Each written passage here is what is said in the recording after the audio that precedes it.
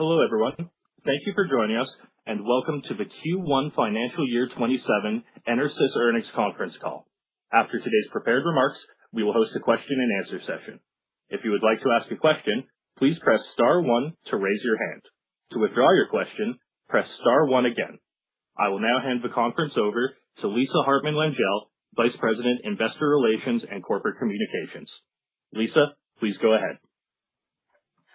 Good morning, everyone. Thank you for joining us today to discuss EnerSys' first quarter fiscal 2027 results.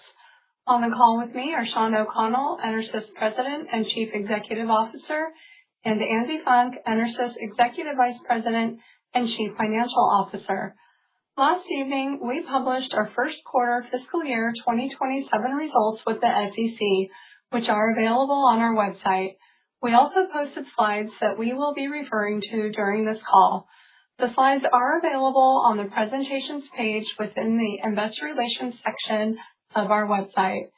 As a reminder, we will be presenting certain forward-looking statements on this call that are subject to uncertainties and changes in circumstances. Our actual results may differ materially from these forward-looking statements for a number of reasons. These statements are made only as of today. For a list of forward-looking statements and factors which could affect our future results, please refer to our recent Form 8-K and 10-Q filed with the SEC. In addition, we will be presenting certain non-GAAP financial metrics, particularly concerning our adjusted consolidated operating earnings performance, free cash flow, adjusted diluted earnings per share, and adjusted EBITDA, which excludes certain items. For an explanation of the difference between the GAAP and non-GAAP financial metrics, please see our company's Form 8-K, which includes our press release dated August 12, 2026. Now I'll turn the call over to EnerSys CEO, Shawn O'Connell. Thank you, Lisa, and good morning. Please turn to slide 4. During today's call, we will review our strong first quarter results, share progress advancing our long-term growth initiatives, discuss our recently announced U.S. lithium manufacturing facility, and close with second quarter guidance. Please turn to slide 5. In the first quarter of fiscal 27, we again delivered record financial results, which were driven by favorable price mix, higher volumes, ongoing OpEx discipline, and stock buybacks enabled by our exceptional free cash flow conversion. Our Network Infrastructure Solutions and Precision Power Solutions businesses both performed very well during the quarter, supported by strength across our key growth markets, including data center, communications, and defense.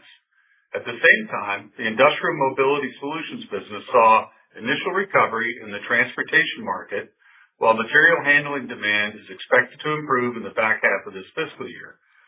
Our overall performance demonstrates the value of our end market diversification and the positive impact of our energized strategic framework. Please turn to slide 6. At our Investor Day in June, we outlined how we are focusing on markets where we have the right to win while applying our differentiated technologies to address our customers' energy and labor challenges. As a reminder, we compete in a variety of diverse end markets that are collectively growing faster than GDP. We expect EnerSys top-line growth to outpace these end markets through targeted growth initiatives that will expand our share of wallet, leveraging our leading market positions and deep customer relationships.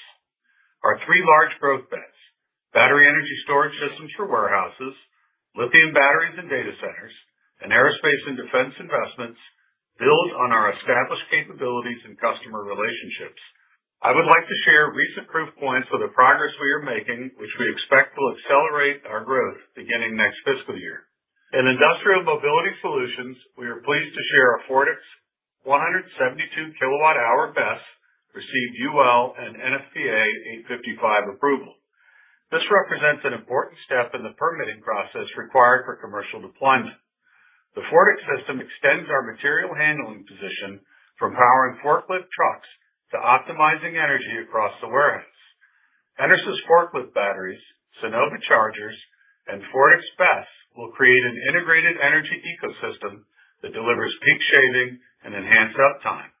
This synergistic relationship and deep existing installed base uniquely positions us to bring the best solution to the material handling space while also strengthening the value proposition of our forklift batteries to our customers.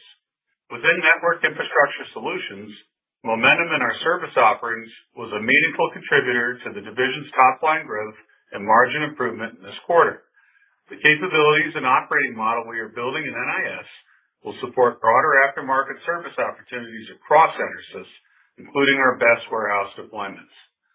In data centers, we continue to enjoy solid growth, with Q1 top line expanding in the low teens year-over-year, in line with our expectations of high single-digit to low teens growth for fiscal 27. We look forward to expanding our share of wallet with these same customers in the faster-growing lithium portion of this market. We progressed the commercialization of our DataSafe Noir lithium offering, which has been met with strong customer enthusiasm since the official launch in June, particularly for its energy density and cost-competitive advantages, and that it will be coupled with our established service performance. This differentiated lithium solution will begin to have a meaningful impact on our revenue growth beginning in our next fiscal year, expanding our opportunities with customers who already know us, trust us, and rely on our global service network. And last but certainly not least, we are very excited to announce the finalization of our Department of Energy grant, an important milestone in our aerospace and defense growth strategy. The planned facility will expand our ability to support mission-critical defense applications with a secure U.S.-based supply chain. I will discuss this opportunity in greater detail in the following 2 slides. Please turn to slide 7. Aerospace and defense represents one of our most compelling long-term growth and margin expansion opportunities, with our recent segment realignment providing enhanced visibility and focus on the strategic portion of our business. Defense platforms increasingly require greater mobility, mission duration, and power density, driven by demand for advanced batteries in drones, counter-drone munitions, missile defense, and soldier power. The origin of these advanced batteries is of crucial importance as the United States and allied nations look to reduce reliance on components sourced from foreign entities of concern, or FEOC. EnerSys has been the leading provider of integrated systems, application engineering, reliability, and lifecycle support to these demanding applications over 9 chemistries of lithium batteries currently manufactured in our 6 U.S. CMMC and ITAR-compliant production facilities today. We expect this steep demand growth to be more durable as geopolitical priorities evolve. The economics of warfare have transformed, and higher volume, lower-cost battery-reliant technologies, such as drones and counter-drone systems, are driving mounting demand for incremental energy storage capacity that doesn't exist today. We conservatively expect annual market growth in the range of 9 to 11%, with above-market opportunity in front of us as we expand our offerings in this space. Aerospace and defense contributes to the unique value that the diversification of our business model provides to our investors and is a key area of strategic growth for us, including our planned DOE-supported lithium and advanced technologies campus, which I'll discuss next.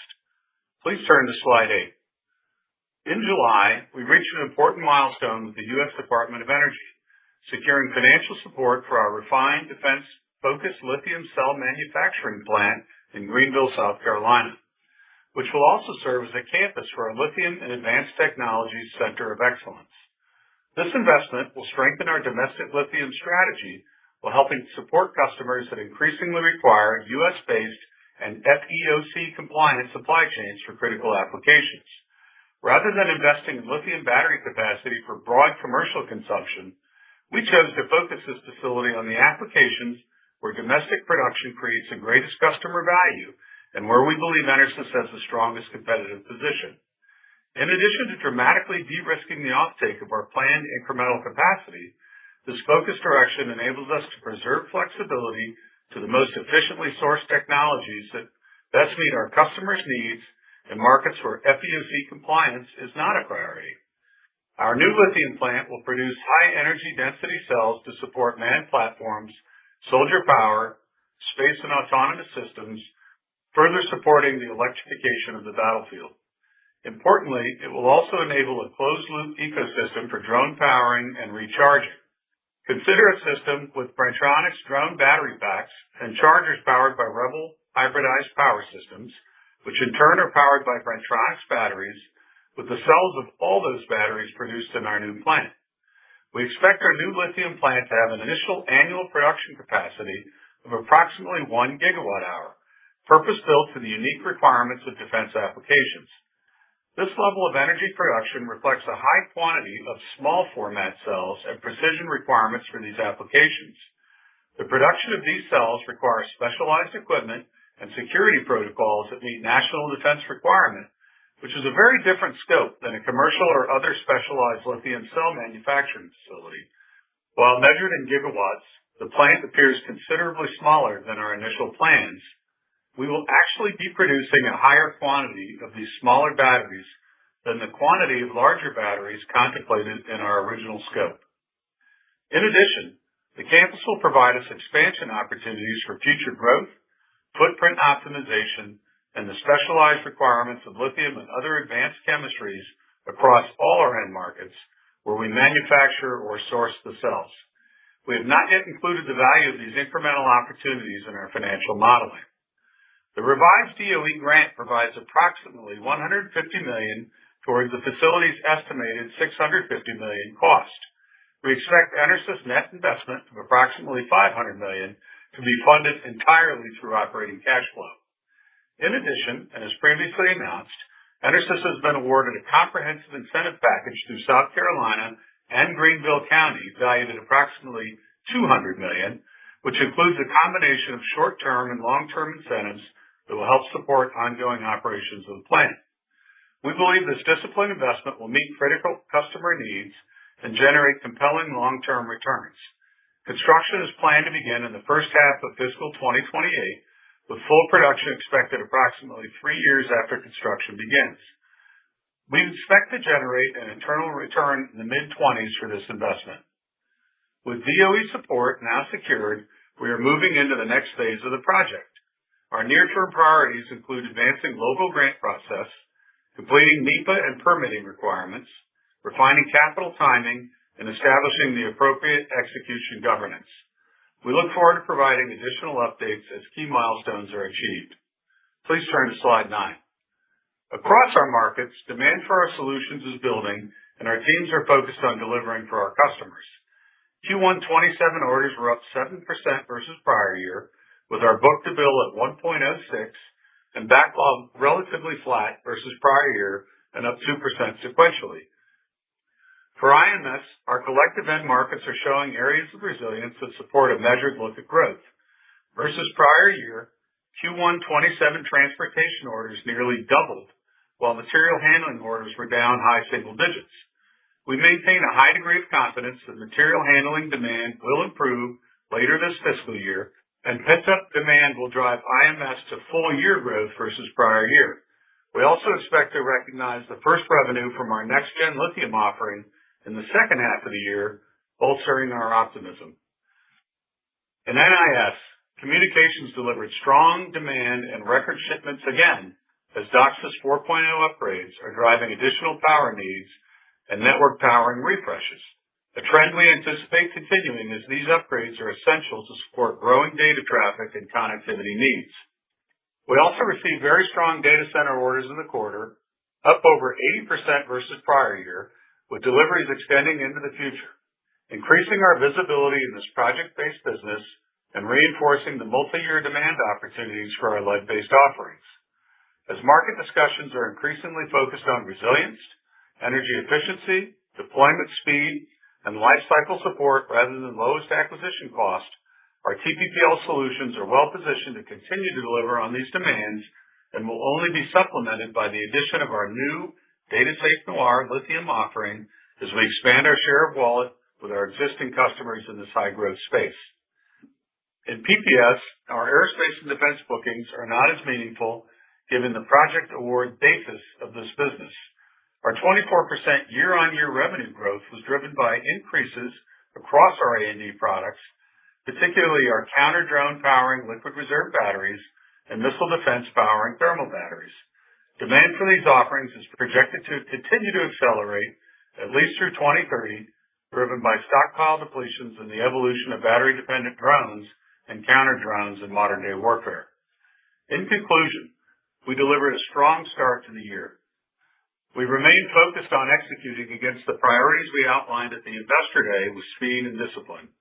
We are already seeing the benefits of our more focused organization through progress in key areas of growth, stronger cost control, and improved cash discipline. I want to thank the entire EnerSys team for their dedication, innovation, and unwavering commitment to delivering to our customers every day. Now I'll turn it over to Andy to discuss our financial results and outlook in greater detail. Andy? Thanks, Sean. Please turn to slide 11. Net sales came in at $936 million, up 5% from prior year, driven by a 3% benefit from price mix, a 1% benefit from volumes, and a 1% benefit from foreign currency translation. During the quarter, we realized $31 million, or 63 cents per share, of tariff refunds related to previously paid IEEPA tariffs, creating a one-time positive impact on our results. As a reminder, tariff refunds were not included in our Q1 27 guidance and are not included in the operational results presented for our lines of business. We achieved gross profit of $313 million, up $60 million or 24% versus prior year period. Our Q1 27 gross margin of 33.5% was up 510 basis points. Excluding the tariff refunds I just mentioned, gross profit increased 12% and gross margin was up 180 basis points over Q1 26. We also enjoyed $9 million of expanded 45X benefits in the quarter, largely driven by the closure of our Monterrey, Mexico plant and transfer of production to our Richmond, Kentucky facility. Excluding the tariff refunds and our 45X benefits, we delivered gross margin of 25.2%, up 110 basis points versus the prior year. Beginning this quarter, we made the decision to exclude non-cash stock-based compensation expense from our adjusted operating earnings, adjusted EBITDA, and adjusted diluted EPS metrics in order to better reflect the underlying performance of the business and align more closely with our technology peers. Prior year periods have been recast to reflect this change in this presentation, so all metrics I will provide to you today reflect the results excluding stock comp expense in both periods for an apples-to-apples comparison.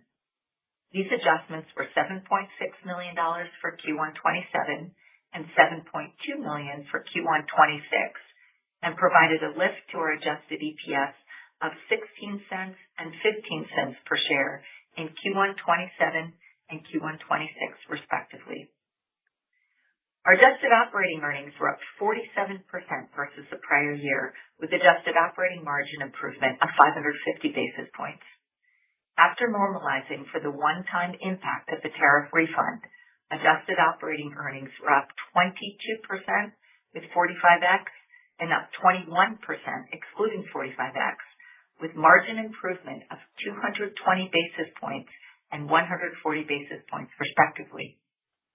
Adjusted EBITDA was up 50% versus prior year, with adjusted EBITDA margin up 630 basis points. After excluding the tariff refunds, adjusted EBITDA was up 27% with 45X and 26% excluding 45X, with margin improvement of 300 basis points and 230 basis points respectively. Adjusted diluted EPS increased 65% over prior year. After excluding the tariff refunds, adjusted EPS was up 36% with 45X and 42% excluding 45X. Our Q1 27 effective tax rate was 13.7% on an as-reported basis and 21.8% on an as-adjusted basis before the benefit of 45X, compared to 21.4% in Q1 26 and 20.4% in the prior quarter. We expect our full-year tax rate on an as-adjusted basis before the benefit of 45X for fiscal year 2027 to be in the range of 21.5% to 23.5%.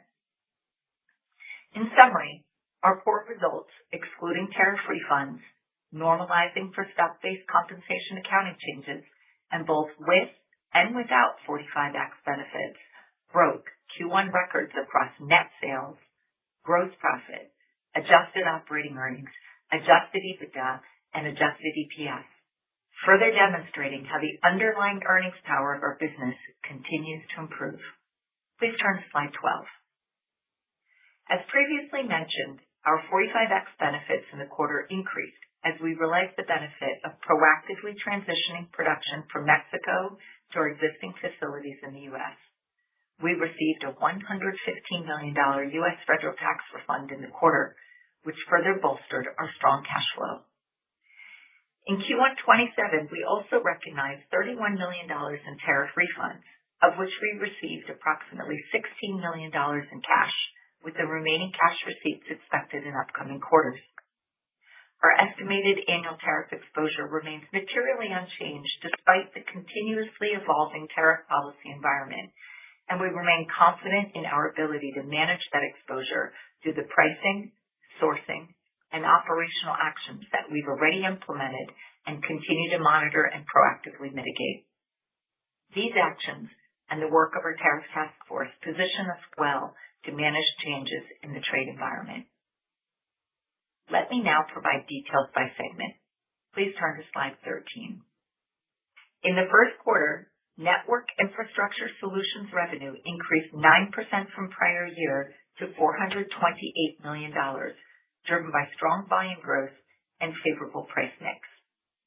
Adjusted operating earnings of $45 million increased 50% from prior year, reflecting the benefits of favorable price mix, higher volumes, and disciplined expense management.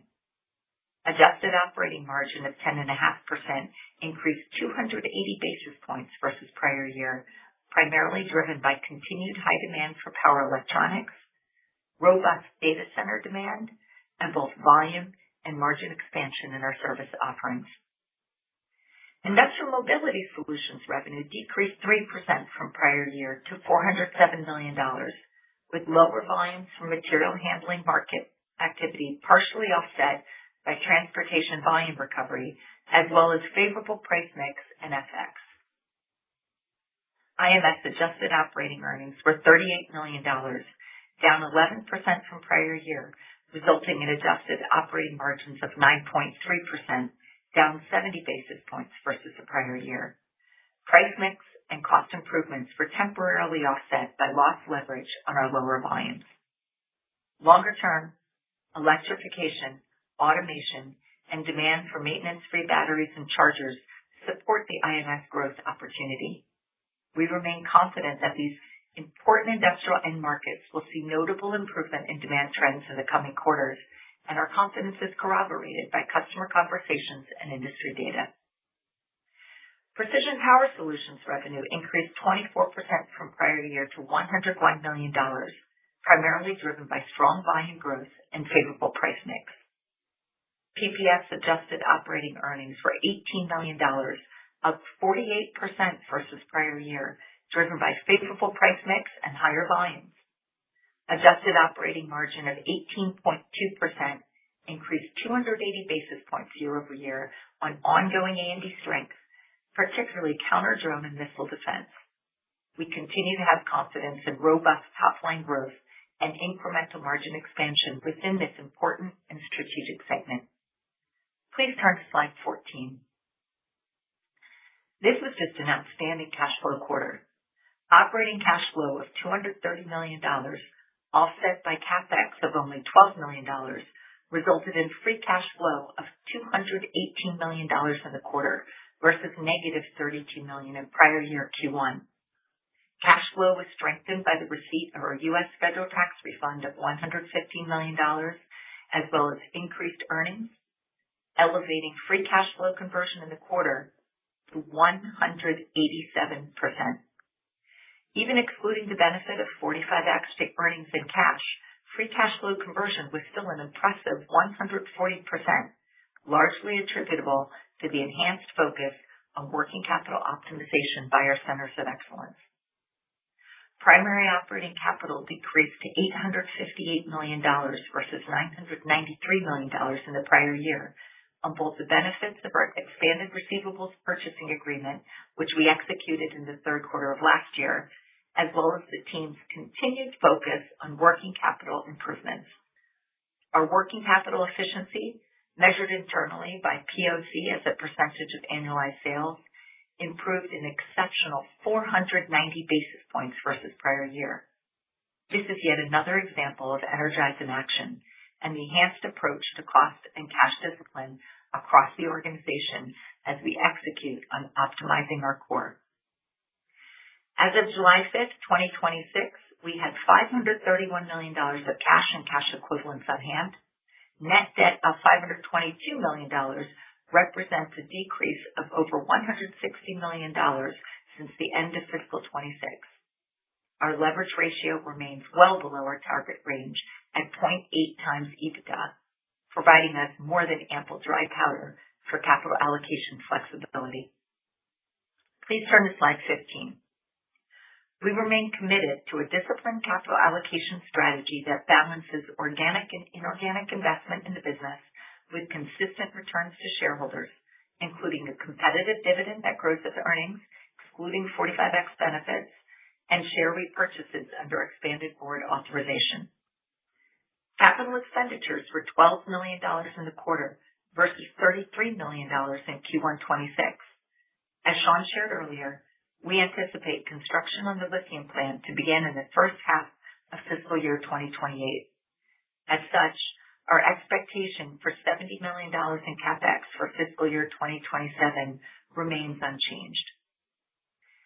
During the first quarter, we purchased 219,000 shares for $50 million at an average price of approximately $229 per share and have nearly $900 million remaining in our buyback authorization. Additionally, the board has increased our quarterly dividend by 10% to 28.75 cents per share for the second quarter of fiscal 2027. Our buybacks, in addition to our consistent and growing dividend, underscore our long-standing commitment to returning value to our shareholders.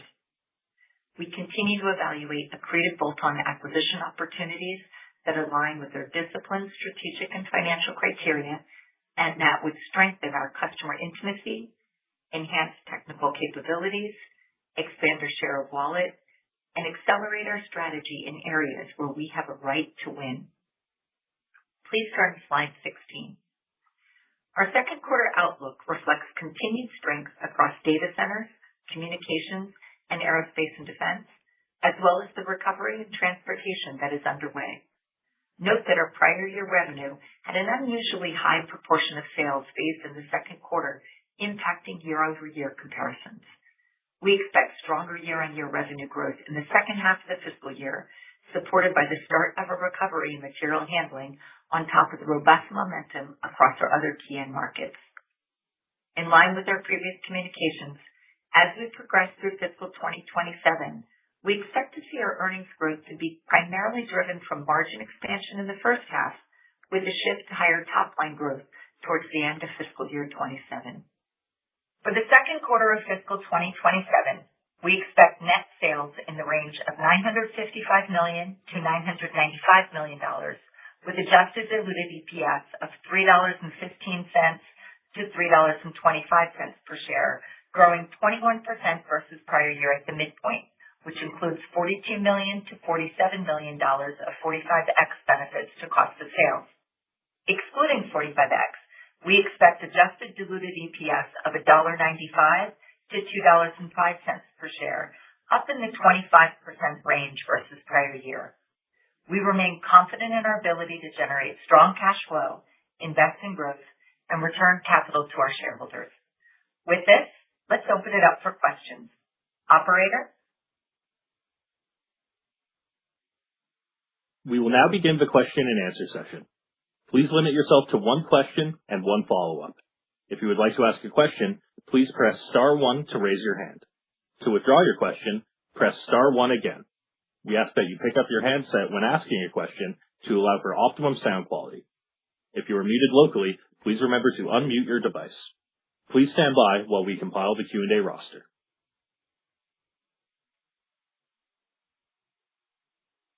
Your first question from the line of Noah Kaye with Oppenheimer. Your line is open. Please go ahead. Good morning. Thanks for taking the questions. Hope you're all doing well. Good morning, Noah. Morning, Noah. Maybe I'll start with a two-parter on the data center business. You mentioned orders are up 80% year-over-year this quarter. I know orders in this business can be lumpy. Maybe can you put some context around that, trailing 12-month orders growth or backlog growth? That's the first part. And then, Sean, I thought you sounded pretty firm on the newly launched lithium-ion products contributing to revenues next year. Should we take that to mean you already have orders in hand, or visibility to orders materializing short term? Yeah, I'll start, Noah, and then I'll turn it over to Andy for order backlog history. But we knew going in, as we've socialized previously, that we had a wide open door to step through for just introducing this technology relatively through our same customers and sales channels, but because these are high trust environments. So we were sort of just playing catch up to get the product ready, and we've been going through the validations and approvals as we socialized. But yeah, I think our quote activity and our market activity is robust.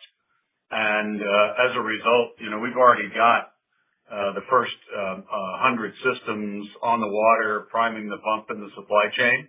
So we've spent a lot of time while we were doing the approvals, getting the supply chain set up, getting the service technicians trained, getting the sales channel ready.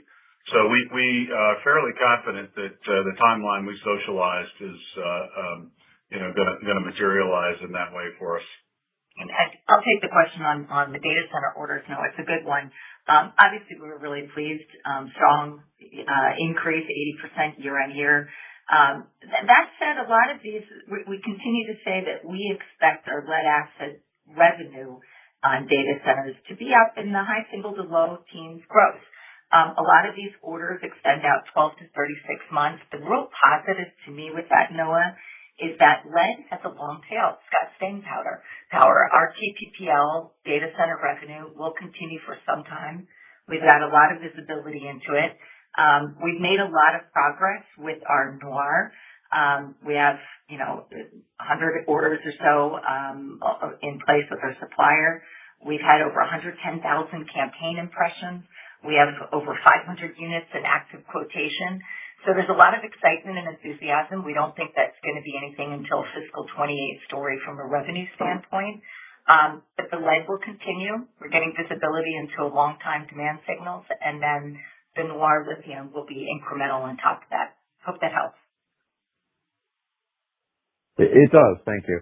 And then on the lithium plant, you shared that assumption of mid-20s ARR, for the plant economics.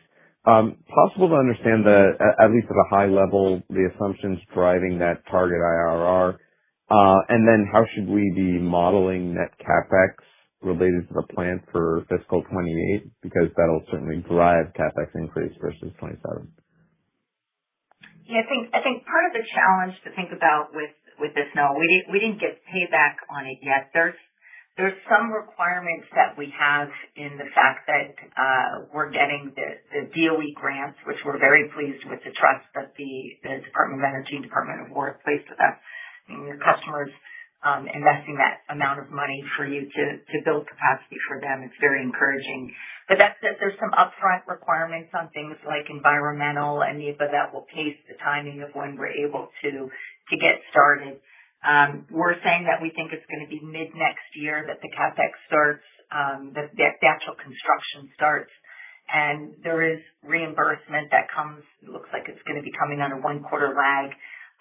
Again, some of that is a little bit outside of our control. That said, we have no doubt we're going to be able to handle the CapEx requirements of the plant with our ongoing cash flow. It's not going to have any impact on leverage other than leverage wouldn't continue to go down because of the plant. So we don't have more information at this time, but I hope that helps to explain some of the timing. It does. Thanks. And then just looked at the first part of that. Any color on the IRR rather, just because that would assume, I think, a nice amount of growth really coming from that plan and its ability to support, the growth that you talked about in PPS? Yeah, I mean, there is a real value for FEOC compliant cells in the A&D space. This is of critical importance for national security. So I think there's a couple things to say. We've got a long history of receiving grants from the A&D and receiving grants from the government for A&D business. We've worked very closely with them. I think we mentioned, we've got 6 plants in the U.S. currently manufacturing A&D plants, much of the growth of which has been funded through investments.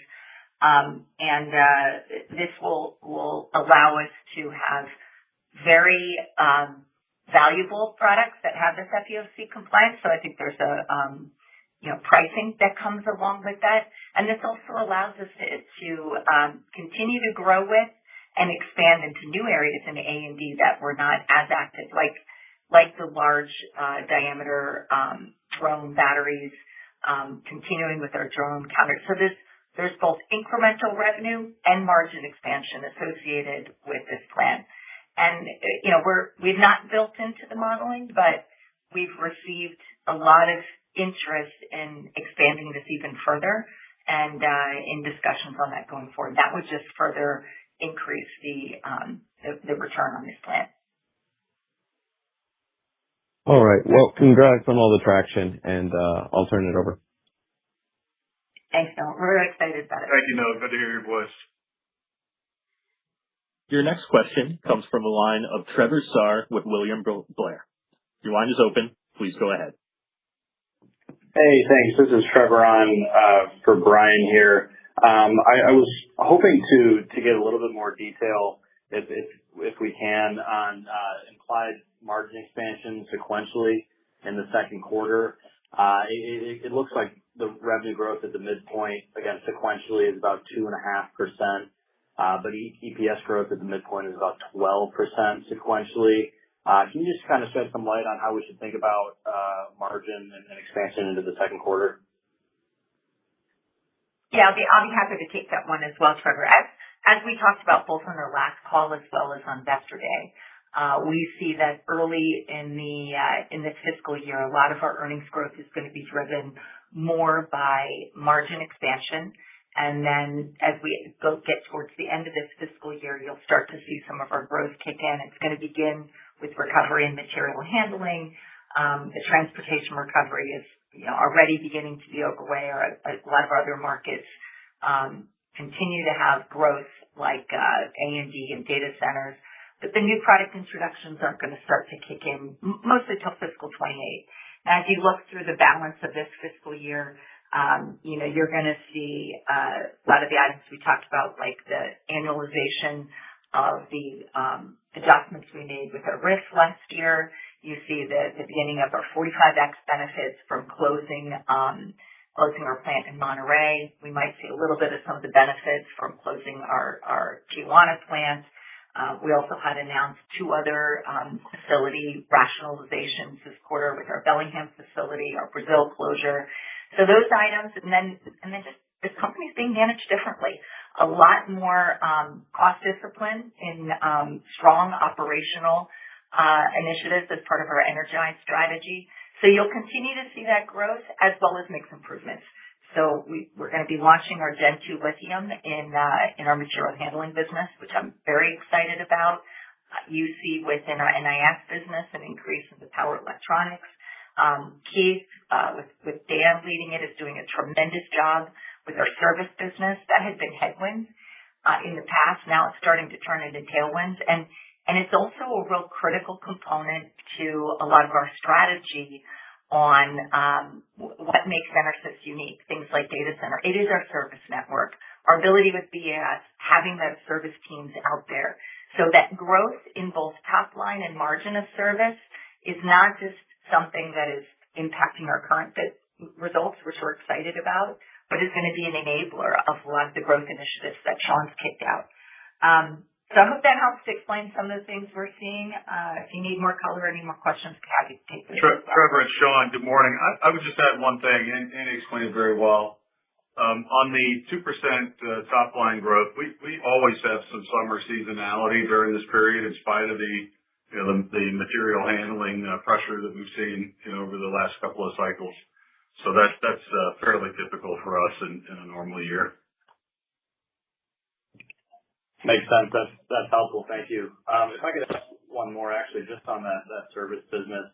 Could you give us a little more detail on the size, growth, and margin contribution in that, and maybe what you've done, the work you've done in the background to turn that from what you just said, Andy, into a headwind into a big contributor? Yeah, Trevor, I'll start and then I'll turn it over to Andy. So I'll start on what we've done and the importance to the business. If you look at our strategic framework that we talked about at Investor Day, the two things we're trying to solve for customers are energy security and labor scarcity.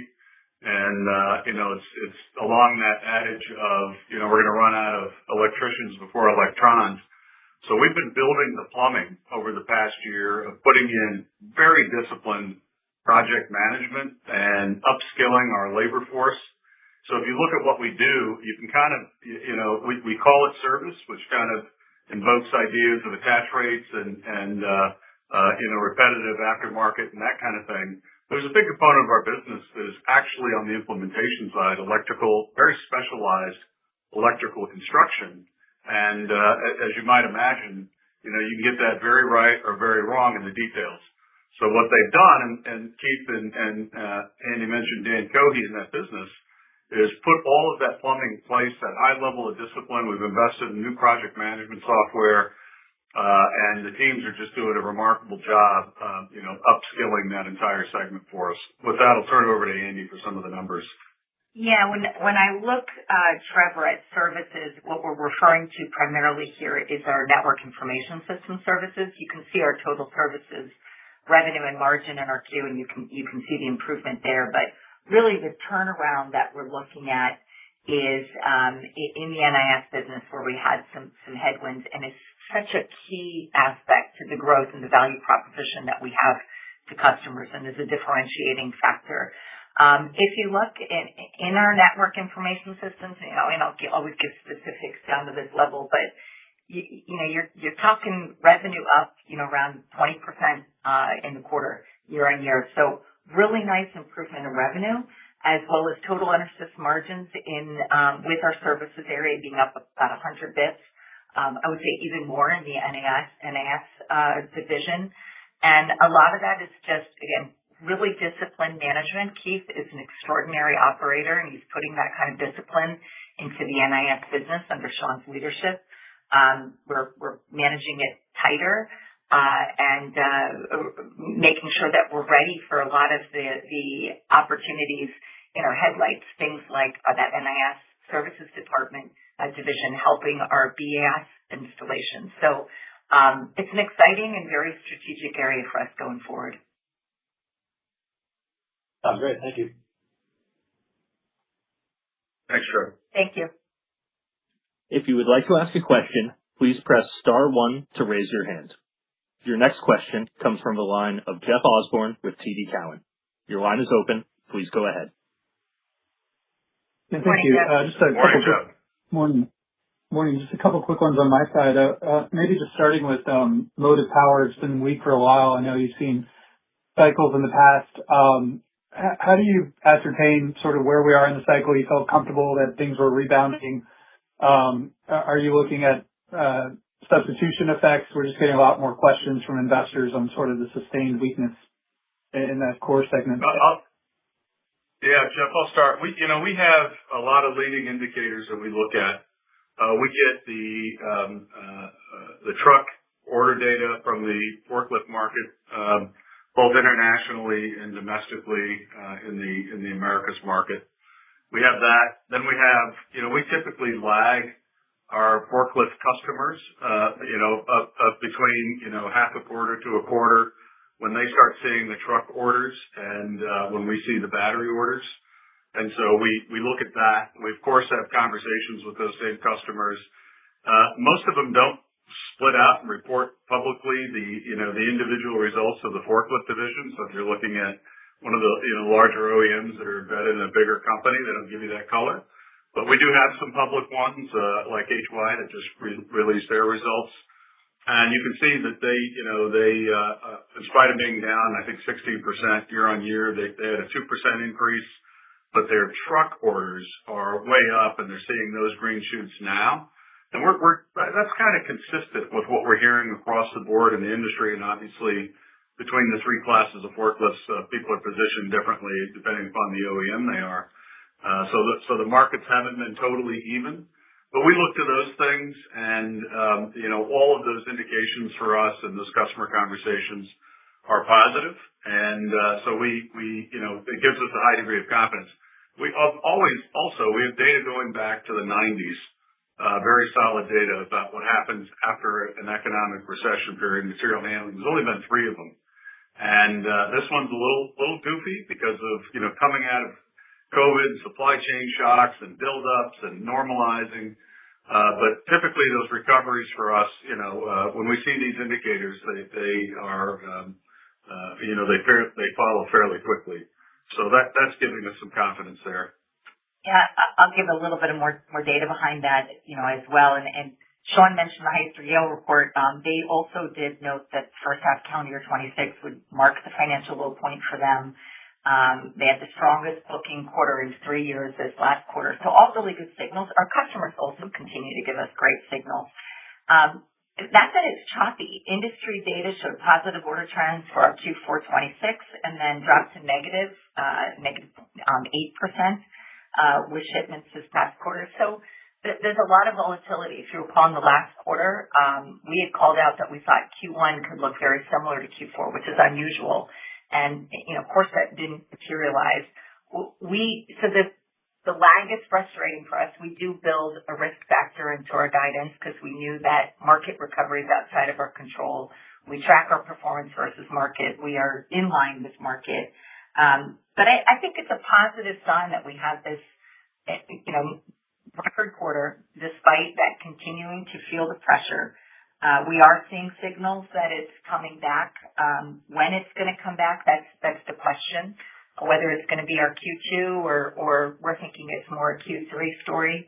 Another aspect to it, which I think is an exciting element to this as well. We have some great new products on the horizon, both with chargers and Gen 2 lithium. So as we are depleting our stock of our old offerings and our customers are waiting for those products to come out, which will be a second half story, that might be impacting a little bit for us as well. Nice thing is our Gen 2 lithium, which is an LFP solution versus the NMC we had in our previous version, has a much more attractive price point for our customers, which we feel will allow us to pick up a lot more volume there and is at significantly higher margins. So I think there's a lot of good news in front of us. I'd be lying if I didn't say we weren't a little frustrated that it's taken as long as it has, but overall, I'm not concerned at all the outlook here. Our products are necessary to move goods around the world, and it can't stay down longer. Perfect. Just one, I appreciate the detail there, Andy.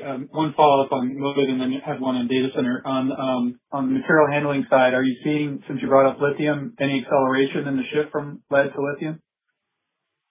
I would tell you that we're seeing, the same conversion rate we've seen. And I would just, reiterate that, this is pent up demand on the forklift side. They can't, these are typically leases. They can extend the lease, but what it starts to happen is you start to see a lot of breakdown of maintenance items. So it can't go on forever. But our typical maintenance-free conversion, which fortunately for us, we're uniquely positioned. We have our TPPL offering and lithium offering. That's been fairly steady for us. So there's no big movements there. We're just seeing, really market effects at the moment. You know what? One other thing worth mentioning too, Sean, I know we've talked about this. We believe there's a correlation, which is why we did the resegmentation between the transportation and the forklifts. These are large capital purchases. They both experienced this downturn coming out of a lot of the macro volatility, and transportation is starting to come back really strong. We were, 20% revenue growth in the quarter. Orders that we had year on year in transportation were up 91%. Now, of course, it's off a low point with orders as it was declining last year, and there's great momentum there. So that's just another signal that gives us confidence that the capital markets for for forklift trucks are going to start to turn as well. Good stuff. And just very quickly, on the data center side, a lot has been answered there, but just two clarifications. One, are we still shooting for UL certification either late this year or early next calendar year? Is part one of the question. And then part two, now that you've socialized it with customers, you have the units coming in for training and whatnot and testing. Do you have any further comments that you can share about expectations for margins, just given you have a third-party manufacturing it for you folks? Yeah, I would tell you that we are right on track with our plans for UL and our validations. We feel very good about that. If you look at how our product delivery has been going, and it's a close parallel with how quickly we were able to get UL and NFPA certification on our BESS system, which is a more complex system. It just speaks to how we're operating differently. So we have a high degree of confidence in our UL journey on the data center and WAR side. And on the second part of the question? Yeah, on the margins. So go ahead. Yeah, we expect margins in line with our sort of our TPPL and higher margin offerings than lead. And early indications from customers, we think we're going to have a high degree of confidence achieving that. The other issue and the other real benefit that we have is not comparing lithium to lead, but lithium to lithium. We're releasing a system that can do in 2 cabinets what the competitor's lithium battery now does in 5. So we have a real value conversion opportunity from that 5 to 2 that is a big differentiator in the market, and as well as saving a premium on that data center space. Not to mention our service network and turning that back around.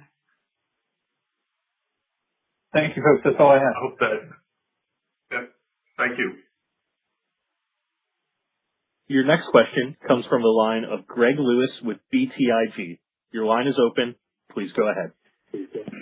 Yeah, hi. Thank you, and good morning, and thanks for taking my questions. Sean, I was hoping you could talk a little bit more about the A&D opportunity. You mentioned the factory, the facility being built, and just the relationship EnerSys has with, the U.S. government. I'm kind of curious, how also, just given, a lot of headlines about, drone is accelerating, drone warfare, drone anti-drones. Beyond the U.S. and realizing that's a big opportunity, how should we be thinking about that over the next couple of years, even maybe as we think about NATO and the broader opportunity? Yeah. So, good morning, Greg. Thanks for joining us. Look, we have an extraordinary opportunity in front of us, and if I had one big takeaway from Investor Day, I got a lot of comments that we haven't talked enough about our position there. But our position with the defense apparatus is strong. And one of the reasons is, if you look at what we've done with TPPL, that powers nuclear submarines, and how we've taken the developments out of one technology and expanded that into a commercial basis. So we don't tend to rely totally on the government apparatus. And we've been successful in doing that across end markets, including, leveraging defense markets to sell back into commercial areas. So they like that. They like our stability. They like our balance sheet. We have a lot of permanence that they can rely on and trust. And then, because of the fact that we've stayed, very active in places like liquid reserve and thermal batteries, that's a very narrow field. And it really well positions us. The Bren-Tronics acquisition added to that, and of course what we're doing in our space business. So if you look across what's happening in the world with the drone powering ecosystem, the Ukraine conflict showed everybody that the future of the battlefield is going to be much different. You had a very small army hold off a 3 million person army because of these cheap drones in the supply chain. And so that has woken up all of the governments around the world. And I think that extends into the second part of your question. Some of our most compelling growth in A&D this year has come from our European business, We've had segments of our allied countries in Europe, NATO allies, outpace for the first time in our evolution our Americas business. And it just speaks to our reach and what we're able to do. So we're actually expanding capabilities in places like northern France in our Arras facility to support what Bren-Tronics is doing there, for example, with the French government and the French Ministry of Defense. So we see a lot of runway internationally with not just the U.S., but with allied countries as well. Yeah, just to give some data behind Sean's answer, our growth rate in Europe in 26 versus 25 was 2x. It's probably going to be pretty close, not off a smaller base. We mentioned our 6 plants in the U.S. In our prepared remarks, but as Sean mentioned, we also produce A&D batteries for our allied nations in both the UK and in France as well. And there's opportunities around the world.